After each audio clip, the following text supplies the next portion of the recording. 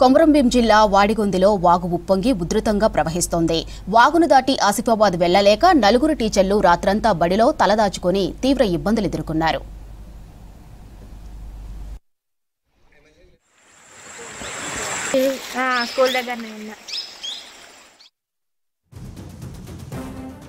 కొమరంభీం జిల్లా వాడిగొందిలో వాగు ఉప్పొంగి ఉధృతంగా ప్రవహిస్తోంది.